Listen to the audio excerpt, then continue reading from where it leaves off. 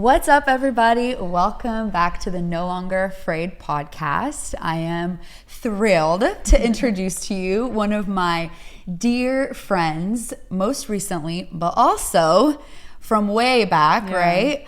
I have known Marina, oh my gosh, 15 years, I counted. 15? Yeah. More. I think We've been married it for was 16. Yeah, no, so it's like 17 years. So funny story. Marina was the third wheel in our relationship. When Vic would come into town and we were dating, we'd always grab Marina with us. I was keeping you guys safe. So we don't do anything dumb. But I am so excited. Marina is a wife, a mama to two boys and many dogs. Two furry boys. also two furry boys. And she is an incredible influencer. Over 260 something thousand followers on Instagram. But that's not even what I want to emphasize, because I feel like who you are has evolved so much, and it's been so wild because the Lord just reconnected us.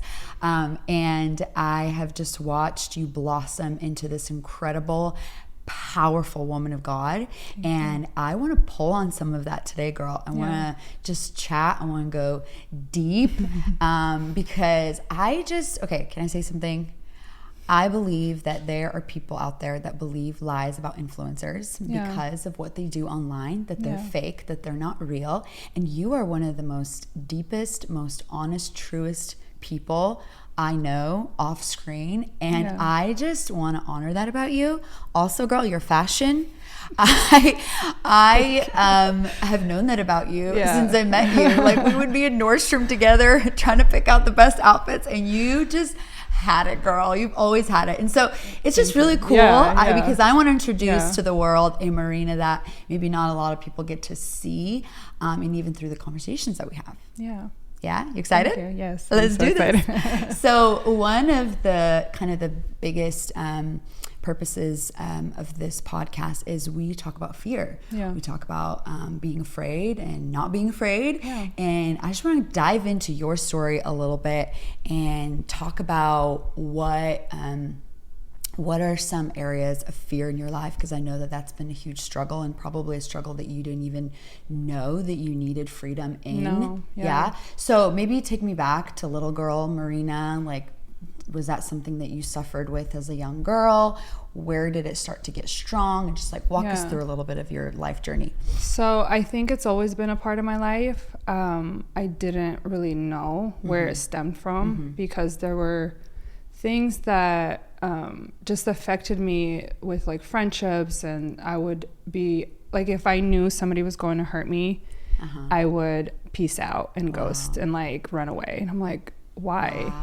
And I didn't know. I didn't understand. And so fast forward to like a year ago, Mayel, who's my best friend and my pastor, shout out Mayel. Yes, she's amazing. She asked me, because I had this fear around stomach stuff. Like, my kids would get stomach flus, any kind of stomach thing, I would just like get paralyzed with fear.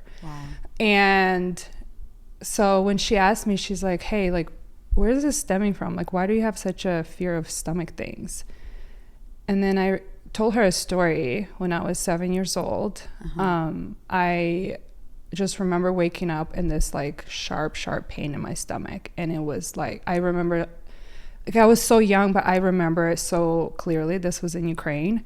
And I was like wanting to like climb the wall and like scratch the wall. Like, it was so painful. And so I remember my uncle came and took me to the hospital, and they were like, oh, it's an appendix. Like, her appendix ruptured, so we're going to take her into surgery. They took me into surgery. It wasn't my appendix. So they cut me for no reason, and they took out some kind of liquid that helps your stomach function, because I've always had stomach issues my whole life.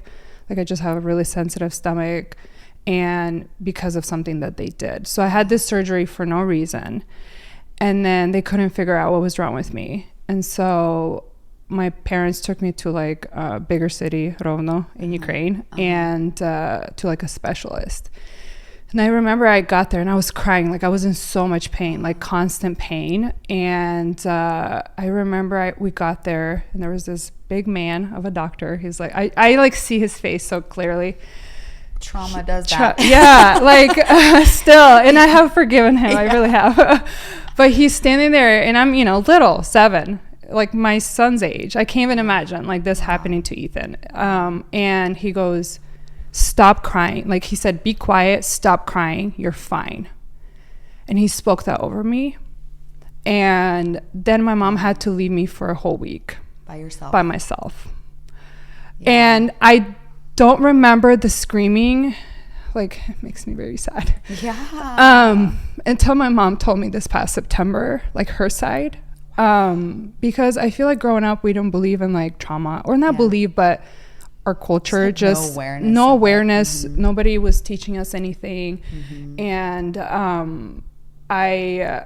she said that I was like screaming, like just fear, like fear. Imagine our kids right away. Right. And like abandonment. Wow. Like I felt like she abandoned me. And so when I'm telling my eldest story, and I'm like laughing about it, like in that moment, I was like, da da da, like, and she's like, "That's not funny. That's trauma." And I'm like, I didn't think about it as trauma. I truly like never. And once I said it out loud, the Lord just started opening it up to me. Like all the things that in my whole life, like why I was running away, why I was afraid. I mean, the fear in the last like few years, so like before 2020, yeah, it was just like paralyzing fear, where like I would see something that would scare me, and I would be in bed for days. Like it wasn't just depression. Like this is like, I've never even shared this with people. Like it was like traumatizing. Like I was numb, paralyzing fear. And so when I shared that with her, my sister Ala, they were having a retreat in September, and it was called Freedom. Let's go. Love me a freedom retreat. I know. And she invited me. I was like, I don't know. And she kept like pursuing me. And my mom was going, and mom was like, let's go. And my mom kept pursuing me. I'm like, I don't know. It's, it costs money and then time and my kids and babysitting and all that. So they just kept pursuing me. Good. And then I finally just made the decision, I'm going to go. And so I was glad that I was going with my mom, which is so crazy now. I look back, like God took me back to my Slavic language. Wow. Like it all just like it literally like it was all like the redemption that you've spoken over me. He was like redeeming, and this was like such a big part because I knew he was going to be using me. And I told him, I was like, God, like you have to set me free from this because I'm so afraid. Like I walk in such like fear. And let me stop you right there, because I want to this is such a powerful moment that you're about to share. But I want to even backtrack again to 2020, where you said I would experience this paralyzing fear. What would you numb it with? Like what alcohol? What would you do? Tell me about the alcohol journey, because I feel like this is so important. Because when people come to me and say I have an alcohol issue, I'm like, I don't think you have an alcohol issue. Yeah. I think you have a deeper issue that causes you to numb with alcohol, or whatever other coping mechanism we choose. Yeah. So walk me through that journey of how like that addiction came about in your life. I mean, we would drink, but like it was never heavy. It was like a drink here or there. But then 2020 happened, and because I struggled with this fear that I like didn't even understand in that season. Excuse me. I would have Alan just buy me like a bottle a night. Like I would just, because of all the news I was seeing, like me like physically, like my mind, the way God created, I just can't handle, because I'm so sensitive, like scary news and things that are happening in the world. I can't handle it. And I didn't understand it, because like being on social media, people would come for you and like, you're not posting about this, and you're not talking about this, you don't care. And like they didn't even know like what I struggled with.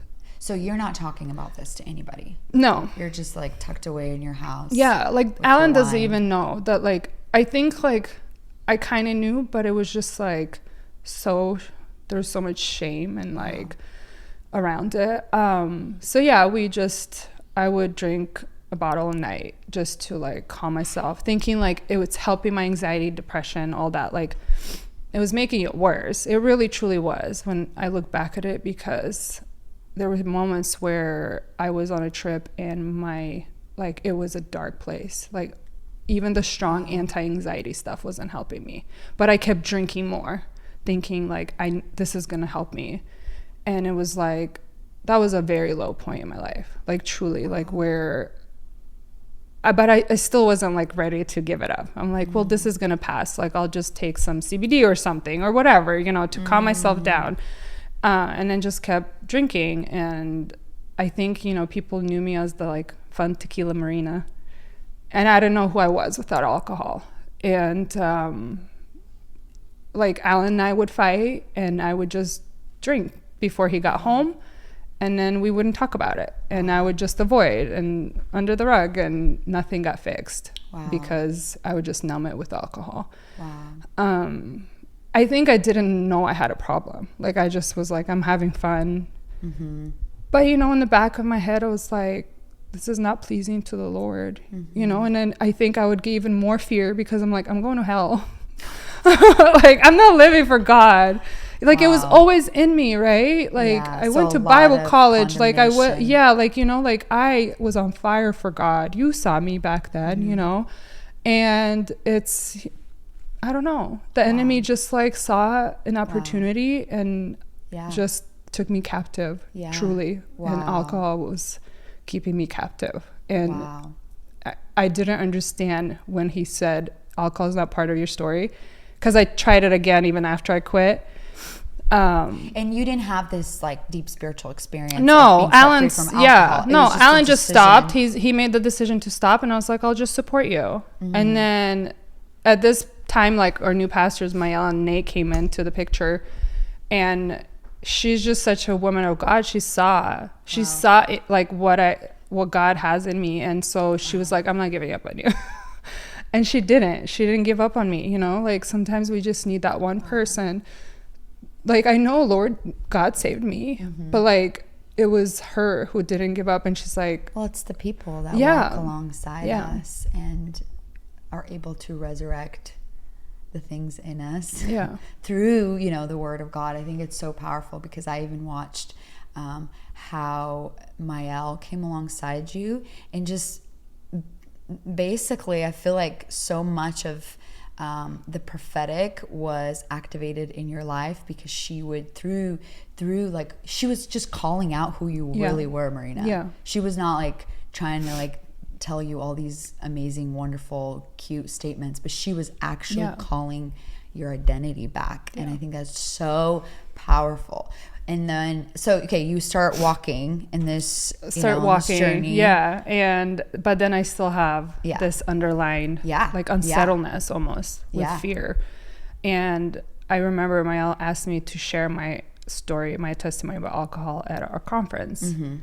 And I was like, I can't do it. You know, I was just like, I can, but I can't, because I was so afraid. And I'm like, I'm going to be on stage and speaking in front of people. And so going to this retreat right before, it was like God's timing, truly, you know. And so going back, I get there that, I don't even know, Thursday. And we, you know, meet everybody, like everything's amazing, I'm good. And then we have dinner, and I'm sitting there right after dinner, and I just like get really, really nauseous, like so sick. Like I'm like, I need to go home. I like, it was like crazy. And there was a girl there, her name is Olga. She's a psychologist. And later my mom told me what she said. She's like, I knew it was anxiety. Like it was just like this fear, anxiety just came over her, because what God was about to do. And I literally had to fight for my life that night. Like not like in the most dramatic way, but like what was happening inside of you. Like the enemy was trying to, like, I felt like he was gonna kill me, like through my stomach. And it all stemmed back from when I was 7 years old. So we get to the service, and I'm like texting Mayel. I was like, I can't do this. Like, I'm so sick. She called me right away. She's like, girl, this is an attack. Like, let's pray. And I just was like, I don't want to feel like this anymore. And so I just stayed in the back. And Nela, I think, was preaching, and they're preaching about freedom and being freedom from fear, literally freedom from fear. And my mom, I think, noticed that I wasn't, in the front, and she came and found me. I have like this picture of her. I sent it to a couple of friends of her sitting right next to me. And when I sent that to Mayel, she was like, she's not leaving you. Like, she left you when you were little, but she's not leaving you. It was so like so crazy, so much redemption in every single moment, and like even taking me back to my native language because it happened in Ukraine. And I just, like, the minute they said the altar call, like I just ran. I ran so fast, even though I was so sick.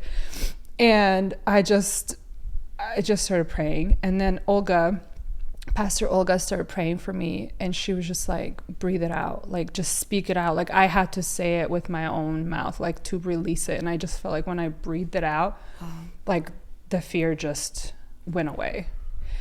And I still was nauseous though. And the next morning I woke up, I did not sleep well, and then I woke up and I felt this peace, and I felt like I was free, but I still was nauseous. And I was like, I don't understand. Like, I God set me free, but I feel still sick. Right. And so after the first service, I went up to Olga and I was like, so this is my story. And so I kind of like told her, and she's like, you're going to have to learn how to walk in this freedom now, because you've been like in bondage to it for so long that you're going to have to retrain your brain, like retrain yourself. And girl, that is so powerful, because here is an issue that I see with people. They want the freedom, deliverance moment to happen to them, and then they're just like, that's it, it's just going to happen to me. But I think you're hitting on something really important that involves renewing our mind. Yeah. With truth. Yeah. And I think, the freedom happened in a moment that we get to walk out the healing and the freedom and watch it manifest through our life. Because imagine your identity was connected to that fear for so many years. You don't even know how to live without those thoughts. You have to like create even new pathways in your brain to be able to think differently, right? Yeah. And so, okay, that's wow. Yeah, so I had like a really good conversation, and then she found out I was an influencer. She's like, you didn't tell me you're an influencer. She was really cute. You're famous. Love you, Olga. No, she loves fashion too, so it was cute. She was super fashionable. But so I had a really good conversation, and then she told me to get this one book by this doctor who's a Christian about like 21 days of like Is it Dr. Caroline Leaf? Yes, I think so. Yeah. I love her. She's amazing. Yeah. So, and I'm like, okay. But that next day, like, I literally felt like war happened in my stomach. Like, I kid you not, that whole, like, even that time when I was sitting there, like, the enemy was like, you're not going. And God's like, you're going. And he's like, you're not going. Like, I literally felt physically that, like, he was like keeping me from going to that front to get delivered. And it's crazy. I never thought I'd experience something like that. Not that like you're oppressed or possessed by the enemy. It's just I don't know, like I can't explain it, but it just like, it felt like he just was like stabbing me like in my stomach, like the next day, like, the scars, like you can't see it, but I could feel it. And my mom was with me. So then after we went out and we just like talked outside, and she was like blaming herself. I've never like, I think she's also old school, like the way they grew up. Thank God a few years ago, God completely set her free from religion. So she's been, understanding more of how we worship, and like she raises her hands and worships and Like the religion is not attached to her anymore. So praise God for that. But so I was able to have like an open conversation with her about this, about trauma and how real it is. Because I don't think I even believed like how real it is. And so when we had that conversation and hearing her side of the story and like how she blamed herself and how healing it was for her too. And so I like after at the end, I'm like, Mom, we got to set this free. Like you and I both, we can't do this anymore. We have to let it go. And we did, we prayed together and that was that. And I just felt like I reconnected with her in a different level too. Cause I never really had a relationship with her. And then when I started drinking, I would hide, but she would have dreams. Of course, mamas know everything. She's like, she would tell my sisters, Marina was dressed in black.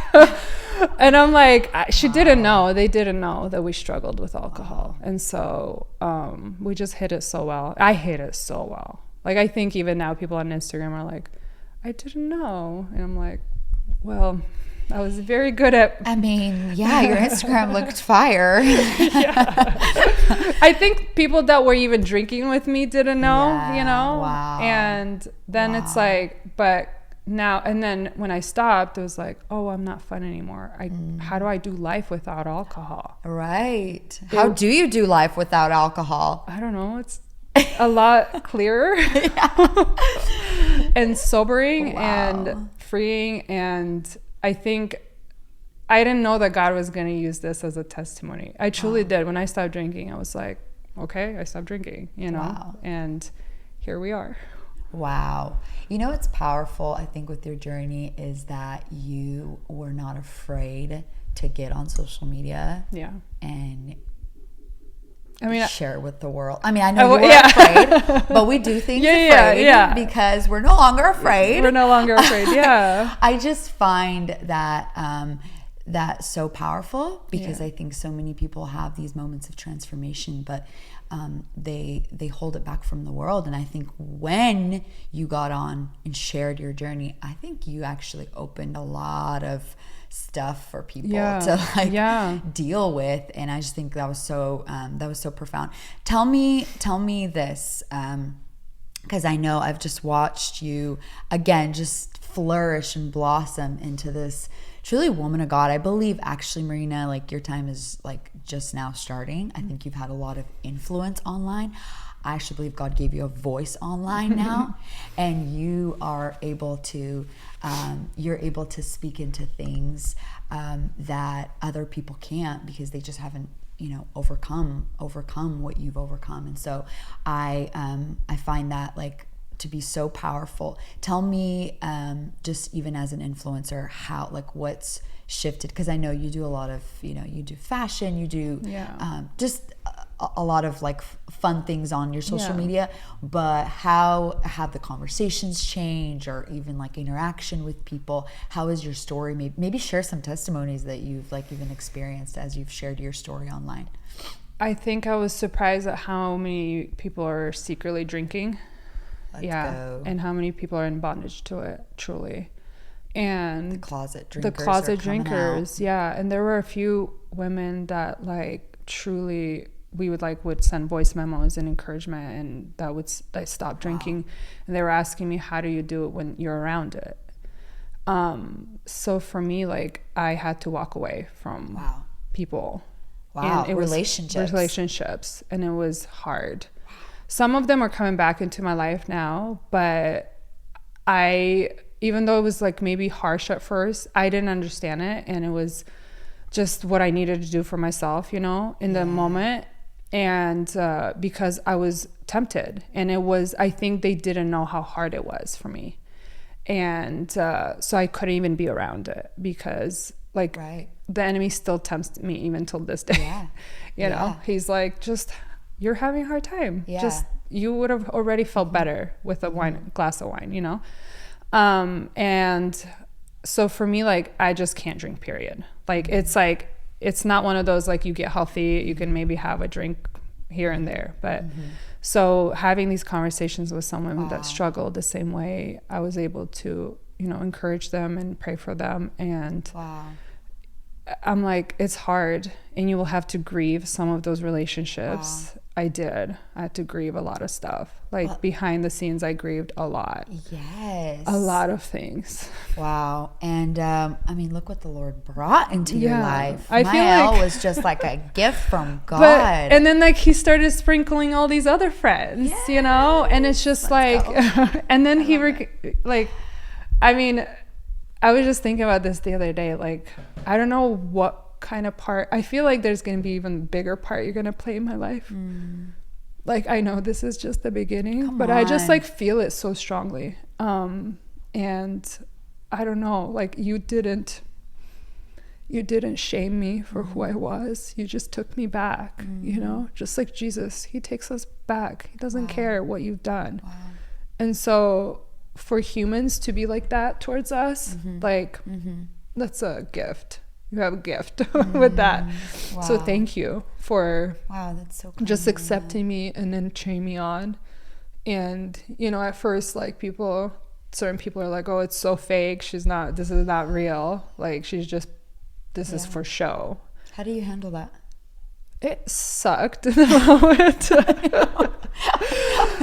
But I knew my heart. But it wasn't even social media. It was people that were close in my life, you know? And so it was like, I get it. It was so different. And they were losing somebody who they knew and now all of a sudden, not that I was becoming all churchy and stuff, but like, I just kept saying yes. I just kept saying yes. And like, he just kept pruning and pruning, still pruning, even till this day. Like last night, I had a moment where I was like, he was testing my character. And it was just like, it's hard. It gets so hard. But like, I just would go in my closet and just cry. And I'm like, I'm here. Like, there were moments, even with friendships, I think he healed so much in friendship for me because I would run away. And when there was a hard moment with even Mael, like we fought through it and God healed it and redeemed it. And like, I'm set free from even that. So like all these like things, like from running away from issues or conflict or having hard conversations, like I just couldn't do it. I couldn't handle it. And now I'm like, let's go. Doing it afraid still, you know? But absolutely. But I don't know. I feel like you have something to share even with just the person that's in the middle of that. Like how, you know, the person that's trying to get out of that hole. Maybe it's not alcohol. Maybe it's a different addiction. Maybe it's something that they're coping with. But what would you tell that person that's in the middle of it right now? Focus on God and like that time with him. Like, go to the throne instead of the phone. That somebody said that to me, and I just like, I held on to it so strongly because people can be there for us, yes, but if you don't go to God first, you won't be able to get out of it. Like I truly believe that he literally brought me out from the pit, and I had to choose to do with him in private. That's right. And everything else that flows out of me, like that's from my secret place with him. And sometimes I would just sit there and I would have no words and I would just have tears or just nothing. And I would have my Bible open and like I couldn't even read it. But you know what? He also redeemed that part where like it was so religious to me. If you don't read the Bible, you're going to hell. If you don't, you know, so just like look at him as your father and to have a relationship with him. And he doesn't care. He's like, even if you don't do anything in your life, but you have a relationship with me, that's enough. And like he had to teach me how to like have a relationship with him. I didn't know. And now I'm like, I love reading my Bible. I love like, I'm reading in John right now and learning about Jesus. I'm like, oh my gosh, tell me more. That's you know, good. So go to him. That's my biggest advice is like, yes, surround yourself with the right people that will uplift you and bring you up. But go to him, go to the throne. Like just like so as you are and like just naked, just like strip everything, Lord. I surrender. Whatever it is, whatever your struggles are. Girl, that's powerful. I sense that there are those people, and I think a lot of people struggle in the secret. Don't be that person. Like don't struggle in the secret. Get out, expose that thing. As long as it's in the secret, you can't overcome it. And I think the most powerful thing is that your freedom, my freedom, it's not just for us. No, it's not. It's for our children. Yeah. It's crazy how much we pass on those struggles or those fears to our kids, and now our kids are bound by them. And I just feel like, man, even with your journey, I think it's so powerful that you're going through it now, because you're even watching like your own kids step into freedom from some of the things that you feel like they're, you know, they're fighting through. I had to do the same exact thing. I remember there were so many just things that I was ashamed of and bringing up and bringing to the light. And now, because I walk in freedom, I'm like, I know my children don't have to struggle in this. And if they do, they're not doing it alone, because we're exposing that thing right there. I had a girl ask me once, like, how are you not ashamed or afraid to share on social media? Like, that you like had an alcohol addiction problem. I mean, let's call it what it is and what it was. And honestly, I'm like, I'm free. Like, there's no shame. Absolutely. Like, once you're set free, like, there's no shame. So like, to me, I'm like, that's who I was. That's not who I am now. And so I don't know, like, I can't explain it. It's just not a part of you. And I think, like, even with social media, like, I used to like go on stories and cry and like, you know, share what I'm going through, but like, I didn't know who I was. My identity was in God. And so like, I thought people could help me. Wow. And now, like, for me to cry on social media, I mean, like, I know this is going to go on social media, but I, like, unless God tells me in the moment, like, post this, like, you will not catch me crying. And you're crying for a different reason. Right. And so, like, now, you know, it's like I know my identity is in Him. And so I don't have to go to people. Like, I go to Him first, and then I have to share. I'm a verbal processor. So once I process it with God, and I remember one time I was like, you haven't told me all week you were struggling. And I was like, I don't know what the process is. Like, I process it with the Lord, but like, I guess I can share, you know, like, it's okay. You can still share with people. So good. Learning how to, in a healthy way. In a healthy way. Yeah. So now I'm like, okay, I process it with God, but I have to bring it to light. There's still certain things that He's pulling out of me that I have to bring to light, you know, and it's freeing. We're always growing, and freedom just begets freedom, and that's what's so powerful. It's like we get addicted to the freedom now, like, I love it. I think there are so many, I don't know, so many more conversations we can have about this, but thank you so much for coming on, for having this conversation, for being so real and raw. That was my phone. I do want to end with a very important question. It's a fashion question. What is it? What is 2024 about? Talk about spring looks. Like, what do I need to be looking for? Honestly. I know you were expecting something deep. No, because it's crazy, because God's been working on my modesty and fashion, and you know, that's for another day. I'm like, my own. No. That's for now. I want to hear it. Well, I had somebody comment on social media, like, when I posted my 1 year sobriety, and she wrote, "Modesty's next." Wow. And I was like, okay, I don't know. It bothered me, and I'm like, why did it trigger me? But little do people know that this whole year I've been praying about it, and like, God teach me. Because I know modesty looks different to everybody. Yeah. And modesty is not just about clothes. Absolutely. And so if your heart is not pure, you know, so there's so many layers to it. But to me, I just, like, little by little, God has just like healed that area of my life. And certain things I would even look at, like, I'm not even interested in that. And so now I just, like, whatever I love, I wear, and that's like one thing that's never going to change about me. Like, I love fashion. Like, that's just in me. And I like, you don't have color. I love color. I love that about you. Modesty doesn't have to be boring. Like, truly, like, you know, so, and it's totally fine. I know we're all from different cultures, different, you know, backgrounds, totally. And it can look one way to another. To me, I just, you know, I'm always dressed up to the nines, and that's just always going to be me. Like, I can't help it. Come on, girl. And also, I have all these clothes to wear. So I'm like, I'm going to style them all kinds of way and wear them. So, and just don't let people, you know, let's go, like, say things to you that, I don't know. Let's go. Let that I love stuff that. go. You are true to who you are. Yeah. Like, okay, colors, spring. Tell me, what's popping out for you? honestly, I don't know. I'm like, I haven't been looking at that. Like, I'm like, whatever looks good on you. Yeah. I think trendy stuff are great. Yeah. But the classic pieces are good to have in closet because you Absolutely. can mismatch, you know? Absolutely. I love blazers. You Yeah, know, you that's do. never gonna...